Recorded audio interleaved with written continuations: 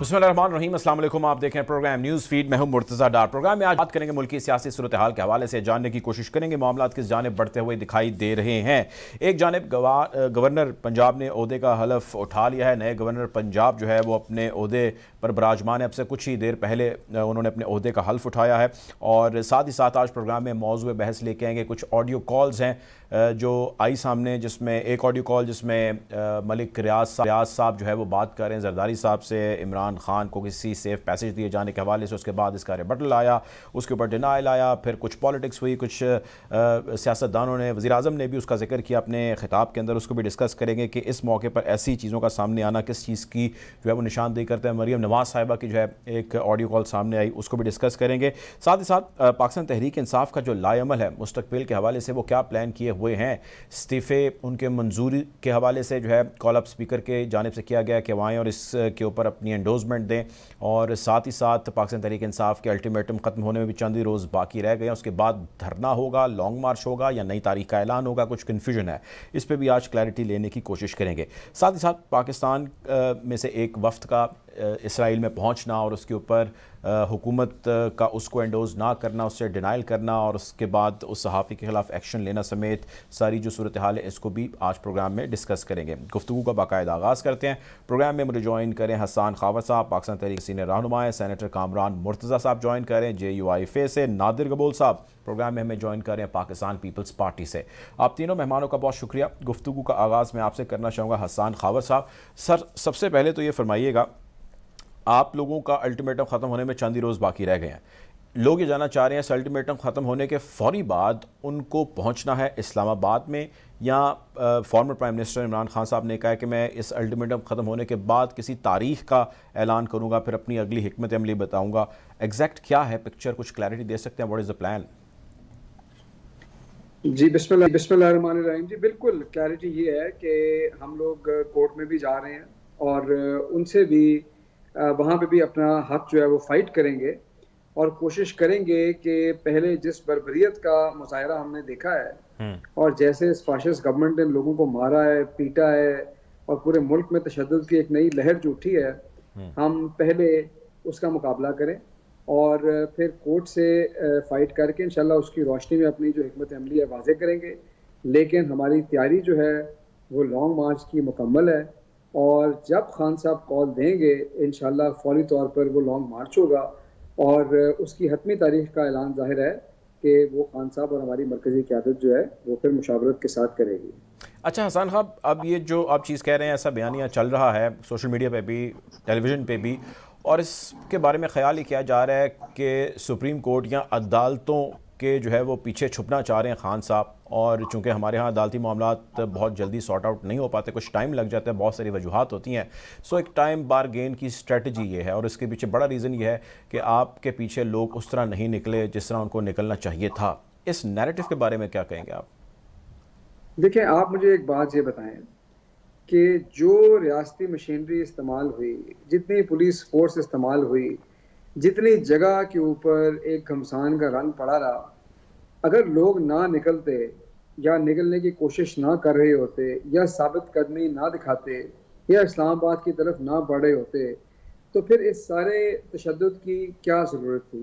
ये जाहिर करता है कि लोग हर जगह से बहुत बड़ी तादाद में निकल रहे थे और उनको रियासती मशीनरी को इस्तेमाल करके हर जगह पे कहीं डंडे मार के, कहीं आंसू गैस फेंक के, शेलिंग करके, रबर बुलेट्स मार के उनको रोका गया है और बहुत सारे लोगों ने, हमारे कारकुन शहीद भी हुए, कई लोग ज़ख्मी भी हुए, सीरियसली इंजर भी हुए। तो ये इसलिए किया गया। अब बात यह है कि हमारी जो पार्टी की तारीख है, हमारा मौक़िफ़ बड़ा क्लियर है।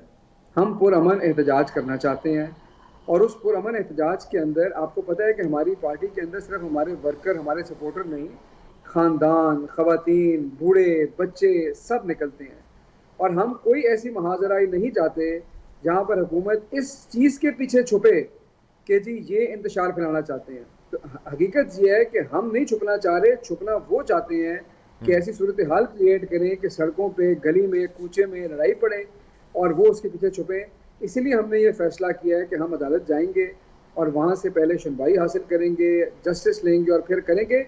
और अदालत के सिलसिले में हमें पूरी उम्मीद है कि इंशाल्लाह हमारे जमहूरी हक़ को वैलिडेट करेगी अदालत और जो भी वहाँ से फैसला आएगा उसकी रोशनी में हम करेंगे, लेकिन किसी सूरत हम अपना जो पुरअमन मुजाहिरा है ना उससे पीछे हटने लगे हैं, किसी सूरत हमारा जो मुतालबा है फौरी और शफाफ इलेक्शन का ना उससे पीछे हटेंगे।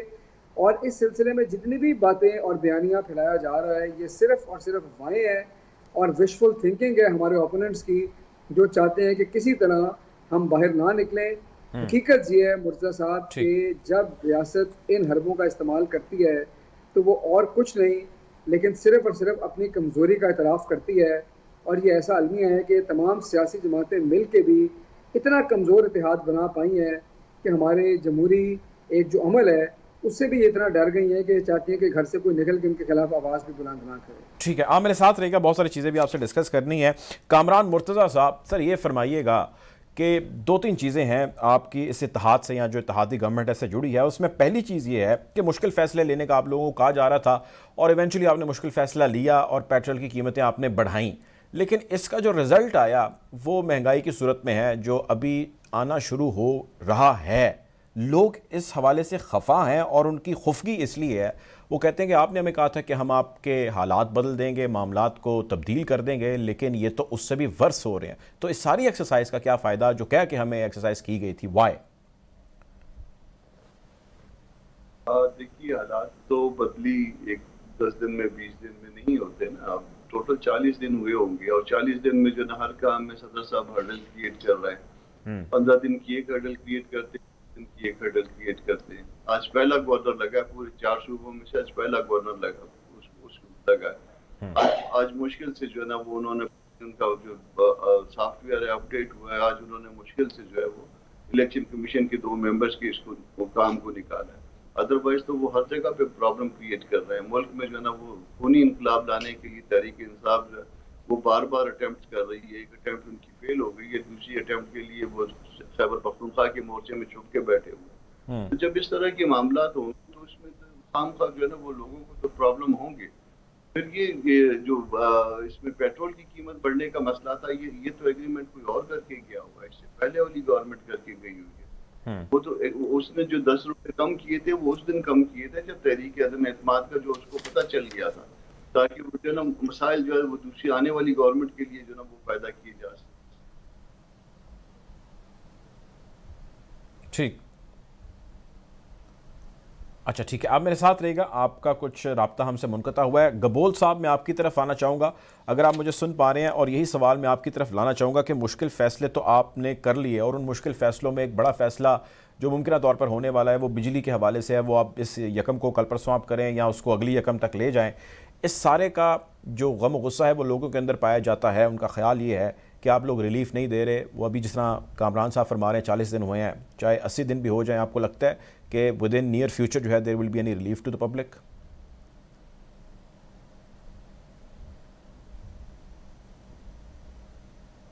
नादिर गबोल साहब, आप मुझे सुन पा रहे हैं? जी मैं सुन सकता हूँ, आप सुन सक रहे हैं मुझे? नादिर गबोल साहब से हमारा राब्ता जो है वो मुनक़ता हो गया है। बैक टू खावर साहब, हसन खावर साहब। हसन खावर साहब, ये फरमाइएगा कि अभी हम बात कर रहे थे कि इस सारे जो एक्सरसाइज अभी रीसेंट पास के अंदर हुई और उसके बाद अभी की जो स्ट्रेटजी है, इसमें बहुत सारे लोगों का, बहुत सारे पीटीआई के अपने कारकुनान का, बहुत सारे पीटीआई के अपने वर्कर्स का ये ख्याल है कि इमरान खान साहब को ये धरना जो है वो ख़त्म नहीं करना चाहिए था, एक चीज़। दूसरी चीज़ ये है, या जो लॉन्ग मार्च है उसको यहीं से कंटिन्यू करना चाहिए था। दूसरी चीज़ ये है कि इमरान खान साहब को पेशावर नहीं जाना चाहिए था, वो बनी गाला में रहते। अगर कोई गिरफ्तारियाँ हो जाती हैं, कोई अरेस्ट हो जाते हैं, तो इस सब बस नाम में उनको पॉलिटिकल माइलेज मिलनी थी। तो उनकी जो स्ट्रैटेजी है वो शायद उस तरह वर्कर को मोबिलाइज नहीं कर पाई, या यूँ कह लीजिए कि वर्कर कुछ खफा है इस हवाले से, बहुत सारा आप जानते होंगे। क्या कहेंगे इस बारे में? अच्छा देखें, एक तो मैं ये बात वाज़ेह कर दूं कि लोगों की अपनी इनफरादी राय हो सकती है, लेकिन जब पार्टी की आदत कोई फैसला करती है तो हमारे तमाम कारकुनान, हमारे वर्कर जो हैं वो बड़े पूरे दिल से उस फैसले का साथ देते हैं। अब दो बातें आ गई, एक आपका सवाल था धरने के हवाले से और दूसरा सवाल था पेशावर के हवाले से। देखिए, धरने के हवाले से खान साहब ने खुद ये क्लैरिफाई किया कि उस दिन रात को जो सूरत हाल बन रही थी, अगर वो वहाँ पर धरने को एक्सटेंड करने का फैसला करते तो काफ़ी वहाँ पे सूरत हाल ख़राब हो सकती थी, इंतशार बढ़ सकता था, लोग मुश्तिल हो सकते थे। क्योंकि रियासत ने, हुकूमत ने कोई कसर नहीं छोड़ी थी लोगों को मुश्तइल करने की, उनको ज़दोकोब करने की, उन पर जुल्म करने की। और इस पूरी सूरत हाल को देखते हुए खान साहब ने यह फैसला किया कि वो धरने को उस दिन एक्सटेंड नहीं करेंगे और तकरीर करके चले जाएंगे। दूसरी बात जो आपने पेशावर के हवाले से की, वो देखें ये है कि उसके अंदर अंडरस्टैंडिंग ये थी कि अगर वो बनी गाला में रहते और उनको वहाँ पे नज़रबंद कर दिया जाता या गिरफ्तार कर दिया जाता, तो इतने जो लोग मोबिलाइज हुए थे, हमारा पर्पस था डेमोन्स्ट्रेट करना, प्रोटेस्ट करना, तो वो शायद उस तरह से ना हो पाता। और इसीलिए फैसला किया गया कि खान साहब पेशावर से आकर उसको लीड करेंगे ताकि वो लोगों में मौजूद रह सकें और इस किस्म के जो गैर कानूनी गिरफ्तारियाँ हैं उनसे बचा जा सके। हमारे ख्याल में, पार्टी क़यादत के ख्याल में, खान साहब के ख्याल में अच्छी हिकमत अमली थी। मैं आपको फिर कहूँगा कि कोई शख्स इस हिकमत अमली से इख्तलाफ राय कर सकता है, लेकिन हमारे ख्याल में ये एक अच्छी स्ट्रैटेजी थी। और आइंदा जो है हम इस दफ़ा के एक्सपीरियंस को मद्देनज़र रखते हुए अपनी जो हिकमत अमली है वो इंशाल्लाह मुरतब करेंगे। लेकिन कोई वर्कर खान साहब से नाराज़ नहीं है, वर्कर्स के अंदर किसी किस्म की कोई ऐसी बात नहीं है और वो बड़ी खुशदिली से पीछे और बहुत वलवले से जो है वो सपोर्ट कर रहे हैं पार्टी की आदत को और खान साहब को। अच्छा हसन साहब, आपकी माशाल्लाह इक़्तिसादियात पे भी बड़ी ज़बरदस्त ग्रिप है और इस हवाले से हमने मुतअद्दिद मरतबा बातचीत की।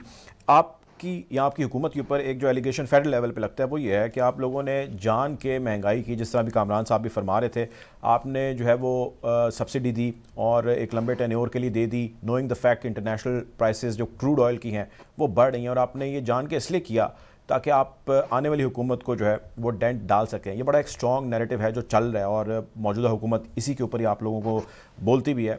अब क्या कहेंगे इस बारे में? आप ये जानते हैं, being an expert on economy, कि वो करना जो है वो प्रैक्टिकल नहीं था। That was more of A political thing, not practical thing. देखिए, मैं आपको बताऊं कि जब तेल की कीमतें हमारे मुल्क में क्यों बढ़ती हैं, जब आलमी मंडी में तेल की कीमत बढ़े तो जाहिर है कि एक वजह वो है, या हुकूमत जो है वो अगर पेट्रोलियम डेवलपमेंट लेवी में इजाफा कर दे या टैक्स में इजाफा कर दे तो पेट्रोल की कीमत जो है वो बढ़ सकती है। आलमी मंडी में तेल की कीमत काफ़ी अर्से से बढ़ रही थी और हम कवानीन के मुताबिक, मुरव्वल तरीके के मुताबिक वो प्राइसेस जो थी वो पास ऑन करते थे। हर दफ़ा जब प्राइस पास ऑन करते थे, उस वक्त की जो अपोजिशन थी वो टीवी पे आकर, पब्लिक में आके झूठ बोलते थे, लोगों को गुमराह करते थे कि जी पेट्रोल बम गिर गया। लेकिन हम ये ज़रूरी समझते थे कि हमारी जो फिस्कल पॉलिसी थी उसको मद्देनज़र रखते हुए, अपने हालात मद्देनज़र रखते हुए हम वो प्राइसेस पास ऑन करें।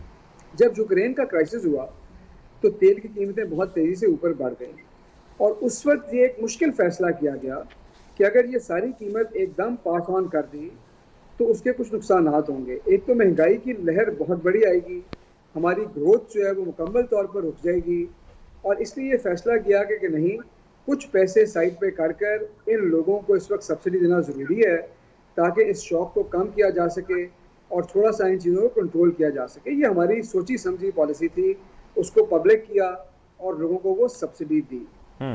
जब ये हुकूमत आई तो इनके पास दो ऑप्शंस थी। अगर ये चाहते तो पहले दिन वो सब्सिडी विड्रॉ कर देते, लेकिन ये तो पॉलिसी चॉइसेस हैं, आपने पास ऑन करनी है या आपने सब्सिडी विड्रॉ करनी है। ये चाहते तो मजीद अपनी रिसोर्स रीएलोकेशन करके उस सब्सिडी को बढ़ा भी सकते थे, लेकिन ये हुकूमत की पॉलिसी चॉइसेस थी।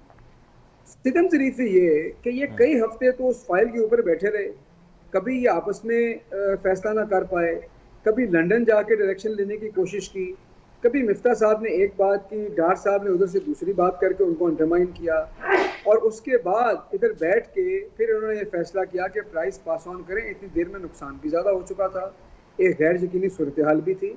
मैं अभी भी आपको ये कहूँगा कि आइडियली इसमें यह था कि आपको आलमी जो प्राइसेस है वो पास ऑन तो करनी है, लेकिन वो इस तरह से करें कि लोगों के ऊपर उसका असर कम अज कम हो। इन्होंने तकरीर के अंदर एक सब्सिडी प्रोग्राम तो अनाउंस कर दिया, लेकिन ताहाल वो वाज़ेह नहीं हुआ कि क्या उसकी रकम मौजूद है, वो सब्सिडी किस तरह से दी जाएगी, क्या उसमें ट्रांसपेरेंसी होगी, या ये फिर खाने पीने का एक और खिड़की खोल देंगे जो माजी में इनकी मिसालें रही हैं। तो मैं समझता हूँ कि इस वक्त पुअर डिसीजन मेकिंग भी है और lack of economic decision making भी, और ये दोनों चीज़ें जो हैं ये मुल्क के लिए काफ़ी मुश्किलात खड़ी कर रही हैं। ठीक है, आप मेरे साथ रही। नादिर गबूल साहब, आप सुन पा रहे हैं मुझे? आवाज़ आ रही है आपको मेरी?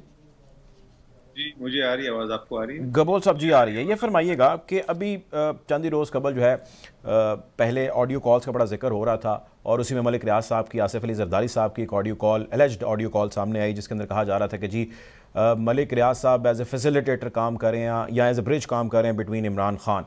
और उसके बाद मलिक रियाज साहब ने उसके ऊपर एक रिबटल दिया, एक डिनाइल दिया। उन्होंने कहा कि जी ऐसा कुछ नहीं किया, as per few journalist and institutions साफ थे जिन्होंने रिपोर्ट किया।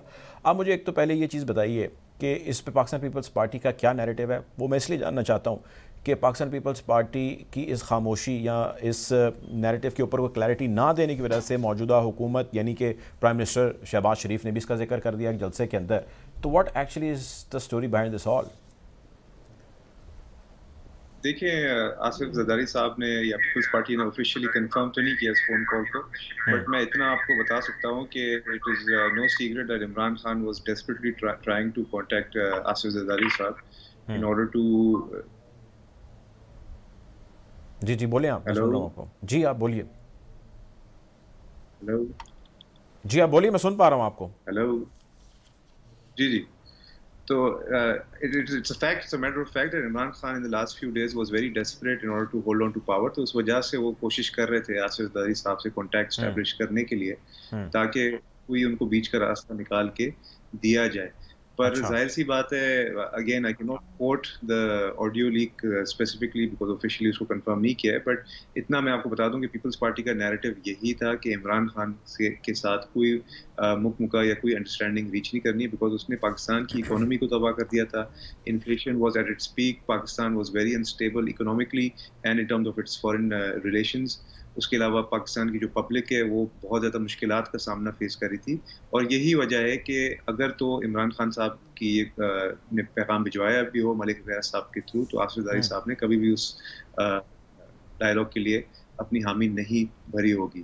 पर इमरान खान साहब बिल्कुल कोशिश कर रहे थे कि किसी तरह वो अपनी कुर्सी बचा ले। उन्होंने कोई ऐसा दरवाज़ा नहीं था जो नहीं खटखटाया, इंक्लूडिंग द एस्टैब्लिशमेंट। वो आखिरी दिनों में जो उनके स्टंट्स थे वो भी एम टुवर्ड्स एस्टैब्लिशमेंट थे कि किसी न किसी तरह एस्टैब्लिशमेंट को भी वो कन्विंस करें कि उनको किसी न किसी तरह उनकी इज्जत बचा दी जाए, कोई उनको फेस सेविंग दे दी जाए। और इसी वजह से इमरान खान साहब इतना डिले कर रहे थे इस वोट ऑफ नो कॉन्फिडेंस को, बिकॉज उनको यही लग रहा था एंड तक कि कहीं ना कहीं से उनको बचा लिया जाएगा। पर जब एंड तक उनको नहीं बचाया गया तो उन्होंने असेंबली ही तहलील कर दी और कॉन्स्टिट्यूशन को ही उन्होंने एब्रोगेट कर दिया। उसके बाद हम लोग शुक्रगुजार हैं, सबको पता है कि जो सुप्रीम कोर्ट के चीफ जस्टिस साहिबान ने जो डिसीजन लिया और पाकिस्तान की कॉन्स्टिट्यूशन को भी बहाल किया, असेंबली को भी बहाल किया। और आज भी मैं आपको इतना बता दूं कि इमरान खान साहब जब लॉन्ग मार्च करके आए थे इस्लामाबाद, उनको ये लग रहा था कि वो कोई बहुत बड़ा तीर मारने जा रहे हैं, पर वो ये भूल गए थे कि तीर जो है वो पाकिस्तान पीपल्स पार्टी का सिंबल है। और Imran Khan came very अनप्रिपेयर्ड। Public की वो रिस्पॉन्स नहीं आई जो इमरान खान साहब एक्सपेक्ट कर रहे थे या होप कर रहे थे। इसी वजह से वो जब इमरान खान साहब जब करीब पहुंचे इस्लामाबाद के, तो दोबारा उन्होंने कोशिश की बहुत ज़्यादा कि तमाम कॉरिडोर ऑफ पावर के साथ वो डायलॉग करें और कोई ना कोई उनको फेस सेविंग के थ्रू उनको वापसी का मौका मिल जाए। और जब सुप्रीम कोर्ट ने जब बोल दिया कि पुरअमन एहतजाज हो सकता है, तो उसके बाद इमरान खान साहब वापस चले गए, आके बैठ जाते H9 पार्क में या कहीं और जगह डेजिग्नेट कर लेते म्यूचुअली इस्लामाबाद के रेड जोन से बाहर, जहाँ पे गवर्नेंस है, जो सिस्टम है, उसको हाईजैक नहीं होने दे सकते हम लोग। We can not allow any sabotage of the government of Pakistan. The state needs to keep running so that it can operate. The bureaucrats need to operate. All the institutions need to operate. अगर protest करना है, we welcome any democratic peaceful protest. Everybody has a right to protest. But उसके लिए आपने government के साथ एक mutual जगह वेन्यू डिसाइड करना पड़ता है। और अभी भी इमरान खान साहब ने जो सुप्रीम कोर्ट का दरवाजा खटखटाया और उनसे पूछ रहे हैं कि क्या मैं प्रोटेस्ट कर सकता हूँ नहीं कर सकता हूँ, तो उन्होंने खुद ही अपने पैर पे कुल्हाड़ी मारी है। बिकॉज जाहिर सी बात है, सुप्रीम कोर्ट बोलेगी कि आपको डेमोक्रेटिक राइट है, आप प्रोटेस्ट कर सकते हैं, मगर डेजिग्नेटेड जगह पे। एंड जो इन्होंने अभी पिछले हफ्ते जो ड्रामा रचाया था और नुकसान पहुंचाया, दरख्तों को नुकसान पहुंचाया, ये तो हमारे दीन इस्लाम में भी है। हमारे को हुक्म है हमारे नबी सल्लल्लाहु अलैहि वसल्लम से कि if you do enter even a stage of war, ये वॉर तो नहीं है ना, ये तो पॉलिटिकल राइवलरी है, इन्होंने तो वॉर बना दी, बट वॉर की सिचुएशन में भी you can not burn trees, you can not cut trees. आप आम पब्लिक को, खवातीन को आप परेशान नहीं कर सकते। पर इमरान खान साहब जो बात करते हैं रियासत मदीना की, तो उनको यही बेसिक रूल्स नहीं पता जो हमारे दीन में ऑलरेडी मौजूद है। तो अब मैं यही होप कर रहा हूँ कि पाकिस्तान की आवाम जो है वो सही तरह से देख लें कि Imran Khan is hypocrite and उसको वंस एंड फॉर ऑल जो जब भी इलेक्शन हो गए उसके थ्रू उसको रिजेक्ट करेगी। ठीक है हसन खबर साहब, आज तो खुसूसन सोशल मीडिया पे और बल्कि कल से ही जो है कुछ टेलीविज़न चैनल्स पे भी एक डिबेट जो है वो चल रही है, वो ये है कि मुमकिन तौर पर पाकिस्तान तहरीक इंसाफ इस चीज़ को कंसिडर कर रही है। आज शायद कोर कमेटी पे भी इस बारे में बात हुई है कि जो इस्तीफ़े दिए गए हैं उनको रिवर्ट किया जाए या कुछ ऐसा रास्ता अपनाया जाए कि हम दोबारा ऐवान का हिस्सा बन जाए और उनको टफ टाइम वहाँ पर दिया जाए। ऐसी चीज़ को ज़ेर बहस है या सिर्फ अफवाहें हैं? ये तो सिर्फ अफवाहें हैं और इस सिलसिले में असद उमर साहब, फवाद चौधरी साहब अभी वजाहत दे चुके हुए हैं कि ये बिल्कुल जो है विजुअल थिंकिंग पे बेस्ड है, ऐसी कोई बात नहीं है। असद उमर साहब ने ये ज़रूर बताया, उन्होंने कहा कि जी अगर इलेक्शन की तारीख अनाउंस हो जाए, इलेक्शन के ऊपर हुकूमत रजामंदी जाहिर करे, हमने भी एक कमेटी बनाई है नेगोशिएशन के लिए, उसके ऊपर बात हो सकती है।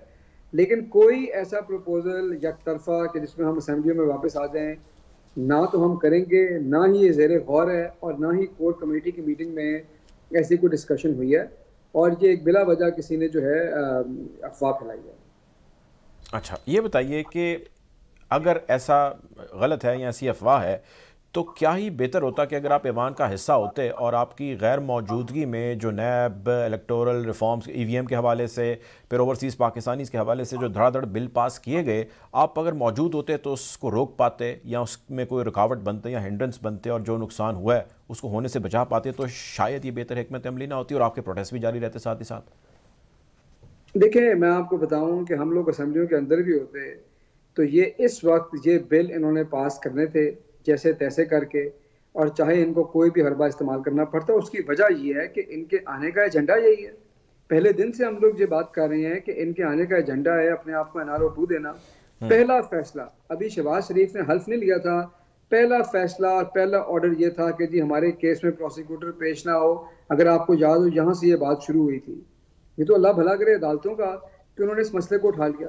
तो ये अपने आप को NRO 2 देने का एजेंडा भी यही था और ओवरसीज पाकिस्तानीज को वोटिंग के हक से महरूम भी करना एजेंडा था। तो ये चाहे ज्वाइंट सेशन कराते या कोई और तरीका आजमाते, तो इन्होंने ये बिल पास करने थे और ये हम आके इंशाल्लाह इसको अंडू करेंगे। लेकिन इसलिए मैं ये नहीं समझता कि अगर हम असेंबली में बैठे होते तो हम रुक जाते या ये ना रोकते।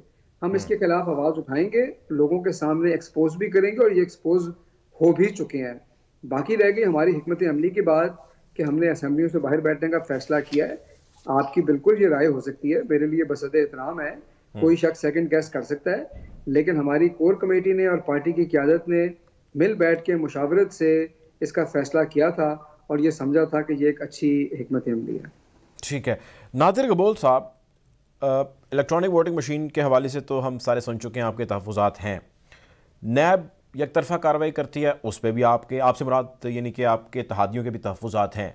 ओवरसीज़ पाकिस्तानी से क्या ऐसा मसला था कि आप लोगों ने उनको भी यार वोट कास्ट करने के हक से महरूम कर दिया? वाई? नहीं, आपको किसने बोला कि हमने ओवरसीज पाकिस्तानी को वोटिंग से के हक से महरूम कर दिया? ओवरसीज पाकिस्तानी जिसके पास शनाख्ती कार्ड है पाकिस्तान का, वो अपना वोट का इंदराज कराए अपने प्लेस ऑफ बर्थ या होम टाउन या जो भी उनका हल्का बनता है, वहाँ पे आके वोट करें। अगर वो इतने ही सीरियस हैं अबाउट वोटिंग तो it's no big deal, they should come take a flight. For example अगर दुबई में है तो आए पाकिस्तान आके, क्योंकि वोट तो जाहिर सी बात उनको तभी करना होगा। मेरी बात सुने, ये नहीं उन्होंने, आप ये कह रहे हैं कि अगर उन्होंने वोट कास्ट करना है तो वो फ्लाइट लें और यहाँ पे आए और आके वोट कास्ट करें, करेक्ट, समझ आती है बात। लेकिन जो वो वहाँ पर बैठे कुछ क्लिक्स की दूरी पे या मोबाइल ऐप्स के ज़रिए यहाँ पे बिलियंस ऑफ डॉलर हर साल भेजते हैं रेमिटेंस की सूरत में, तो आपको लगता नहीं कि फिर आपको भी वो शर्त एथिकली मॉरली रखनी चाहिए कि जी आपने पैसे पाकिस्तान भेजें तो फ्लाइट लेके आएँ और फिर भेजें, यानी कि इलेक्ट्रॉनिक तरीके से वो पैसा भेज दें, दैट इज़ फाइन। अगर वहाँ पे बैठ के वो वोट कास्ट करें, that is not fine. Why? देखें, पैसा अगर वो भेजते हैं तो वो हुकूमत पाकिस्तान को नहीं भेजते, वो अपने फैमिलीज को भेजते हैं। और बिस्मिल्लाह, हुकूमत की इकॉनमी में बहुत बड़ा कंट्रीब्यूशन है उसका, स्टिल बिल्कुल है। बट कहने का मकसद ये, उनका मकसद ये नहीं होता कि हम गवर्नमेंट को पैसे भेज रहे हैं, वो अपने फैमिलीज को भेजते हैं। तो उसी तरह अगर वो अपने मोहल्ले या अपने इलाके के लिए किसी का इंतखाब करना चाहते हैं तो उसके लिए दे शुड कम बैक। और जहाँ तक इलेक्ट्रॉनिक वोटिंग की बात है तो पूरी दुनिया में इस वक्त प्रूव हो गया that these systems can be hacked. अभी अमेरिका में जो आखिरी इलेक्शन हुआ है ट्रंप वर्सेस बाइडेन का, उसमें भी मेल इन वोटिंग को एक बहुत बड़ा सवालिया निशान बनाया गया है उसके ऊपर कि उसको भी मिसयूज किया गया है और उसकी वजह से रिगिंग हुई है। और पाकिस्तान इतना कोई एडवांस कंट्री नहीं है, specially remote areas like Balochistan, Khuzdar, आपका तुर्बत, पंजगूर, दालबंदीन, सिंध के अंदर आपके ऐसे ऐसे इलाके हैं, थरपारकर हो गया, शिकारपुर के कुछ इलाके हैं, वहाँ पे आप कैसे इंश्योर कर सकते हैं कि electronic voting, and specially in places like America जहाँ पे आपको पता ही नहीं है कि वहाँ पे कोई पीटीआई का फॉर एग्जांपल जो कि एक मशहूर बात है कि वो ट्विटर को बॉट्स यूज कर सकते हैं, it's been proven that they do it, तो हाउ कैन यू इंश्योर कि सम पीटीआई पर्सन डजंट, यानी आप इस चीज़ के अगेंस्ट नहीं है कि उनको वोट का हक होना चाहिए, आप कहते हैं उनको वोट का हक होना चाहिए, ऐसे ही है? इस पे तो कोई सवाल ही निशान ही। अच्छा चले, तो ये बताइए कि उनका वहां पे बैठ के वर्चुअली वोट कास्ट करने के लिए आपके ख्याल से आपकी हुकूमत को कोई काम करना चाहिए, यानी कि आप इस सिस्टम को बेहतर करें, ये जो हैक्स वगैरह चीज़ें हैं इसको इम्प्रूव करें, ऐसा कुछ करना चाहिए आप लोगों को कि नहीं? वो तो तभी हो सकता है कि if Pakistan is so advance that it makes its own software, जो कि नहीं बना सकती। आपको पता है अभी व्हाट्सएप जैसे कंपनीज, पाकिस्तान आप चला रहे हैं, गबोल साहब आपके तहादी चला रहे हैं, एडवांस करें आप, I mean why you are reluctant कि ऐसा कुछ होना चाहिए? कहने का मकसद ये है कि अगर मार्क जकरबर्ग फेसबुक को सिक्योर नहीं कर सकता है, अगर व्हाट्सएप को सिक्योर नहीं कर सकता, तो पाकिस्तान के पास कोई बिल गेट्स का भी कोई अब्बा बैठा हुआ है कि हम कोई ऐसी टेक्नोलॉजी बना दें जो हैक नहीं हो सकती, बिकॉज जूइश ऐसी कंपनीज हैं जो कि जदीद से जदीद टेक्नोलॉजी को हैक कर सकती हैं।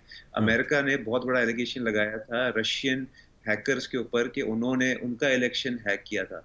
तो Pakistan needs to develop a lot before it can experiment with digital voting। तो वो जब जरूरत पड़ेगी तो कर लेंगे, बट फिलहाल every overseas Pakistani who has a शनाख्ती card has the right to vote and they should not get into this controversy के वोट कर सकते हैं नहीं कर सकते, वोट कर सकते हैं, अपना जल्द से जल्द वोट का इंतजाज करवाएं। आप मेरे साथ रहे, मैं इस पे आंसर ले लेता हूँ, मैं आपका पॉइंट आ गया। हसन खबर साहब, दो चीज़ें हैं सारी इस डिबेट से जो निकल रही हैं। एक तो चीज़ ये है कि जो रेमिटेंसेज आती हैं उसका वो ज़ाहिर अपने घर वालों को भेजते हैं, उसका हुकूमत पाकिस्तान को क्या फ़ायदा है और कितना फ़ायदा है, एक तो हमें ये बताएं हमारे नाजरीन को। दूसरा ये बताएं, जिस तरह ये कह रहे हैं गबोल साहब के there is a greater chance कि वो हैक हो सकते हैं, बॉट्स आप लोग यूज़ करते हैं या उसमें बहुत सारे ग्लिचेस हैं, टेक्निकल ग्लिचेस हैं जिसकी वजह से मसला हो सकता है, उसका नुकसान पाकिस्तान को होगा। How would you respond to these two points? देखें, बस फिर तो टेक्नोलॉजी को मुल्क से ख़त्म कर दें, दोबारा रजिस्टरों पे आ जाएं, नादरा भी बंद कर दें, मैनुअल शनाख्ती कार्ड हो, कल को नादरा भी हैक हो जाएगा, हमारा जो ऑटोमेटिक बॉर्डर कंट्रोल सिस्टम है वो भी बंद कर देते हैं, वो भी हैक हो जाएगा, फिर तो हम दोबारा 18वीं सदी में चले जाते हैं अगर हमें हैकिंग का डर है। लेकिन सच ये है और ये बात मुसलमा हकीकत है कि ये हुकूमत और ये तमाम पार्टियां ओवरसीज़ पाकिस्तानी के लिए वोटिंग में आसानी इसलिए पैदा नहीं करना चाहती क्योंकि उनको पता है कि ओवरसीज़ पाकिस्तानी ओवरवेलमिंगली इमरान खान के सपोर्टर हैं। ये हकीकत है।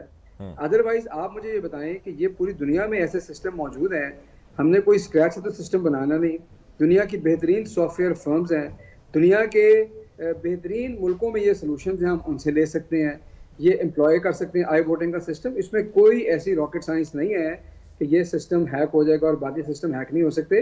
पूरी दुनिया टेक्नोलॉजी में आगे बढ़ रही है, पाकिस्तान वाहिद मुल्क है जो टेक्नोलॉजी में पीछे जा रहा है। दूसरी बात आपने मुझे की रेमिटेंसेस की, क्यों हम इंसेंटिव देते हैं लोगों को कि वो पैसे जो है बैंकिंग सिस्टम से लेके आए, उसकी वजह यह है कि हमने 30-40 साल अपनी एक्सपोर्ट्स में, अपनी इंडस्ट्री में इन्वेस्ट नहीं किया। हमारा जो करंट अकाउंट का खसारा है वो आसमान से बातें करता है। ये तो अल्लाह भला करे हमारे ओवरसीज़ पाकिस्तानीज़ जो अपनी तरसीलात, अपनी रेमिटेंसेस भेजते हैं और हमारे मुल्क का गुजारा चलता है और हमारा ट्रेड डेफिसिट जो है वो ब्रिज हो जाता है, यानी हमारा करंट अकाउंट जो है उसको कॉम्पनसेट करता है हमारी रेमिटेंसेस। हम ये चाहते हैं, हमारी हुकूमत ये चाहती है कि अपने खून पसीने की कमाई वो भेजते रहें, लेकिन हम उनको वोटिंग का राइट ना दें, क्योंकि कहीं वो वोट इमरान खान को ना मिल जाए, लेकिन हमें पैसे वो जरूर भेजते रहें। ये चीज लेकिन वो पैसों के लिए कह रहे हैं, इस तरह थोड़े हमारे व्यूअर्स के लिए क्लैरिटी करें कि वो पैसा भेजते हैं अपने घर वालों के लिए, अपनी ज़रूरियात के लिए, हुकूमत पाकिस्तान को कैसे फ़ायदा होता है उससे? स्पोर्ट्स में होता है, जब आप अपने घर वाले को, अगर सऊदी अरब में बैठा शख्स अगर $200 या 200 रियाल भेजेगा तो वो हमारे अकाउंट में आएगी हुकूमत के, और हुकूमत उसकी जगह लोकल करेंसी के अंदर आपको पेमेंट कर देगी। तो आपका जो करंट अकाउंट का खसारा है, यानी कि वो फॉरेन एक्सचेंज जो आपका मुल्क कमाता है जो जाता है, उसका जो फ़र्क है वो आपका करंट अकाउंट का खसारा है। तो अगर आपकी एक्सपोर्ट कम है, 25 अरब डॉलर है, और आपको 30 अरब डॉलर की रेमिटेंसेज आ रही हैं, तो आपके पास 30 और 25 55 अरब डॉलर का जो फॉरेन एक्सचेंज है वो आ रहा है। तो ये बेसिकली बुनियादी नुकता है जिसकी वजह से इसका फायदा। ठीक है, बहुत शुक्रिया जी। हमारे साथ मौजूद थे हसन खाफिर साहब, पाकिस्तान तहरीक इंसाफ के सीनियर रहनुमा हैं। हमें ज्वाइन किया नादिर गबोल साहब ने, पाकिस्तान पीपल्स पार्टी के रहनुमा। आप दोनों मेहमानों का बहुत शुक्रिया। प्रोग्राम का वक्त खत्म हो जाता है, इंशाल्लाह जल्द मुलाकात होगी। अपना ख्याल रखिए, अल्लाह हाफिज़।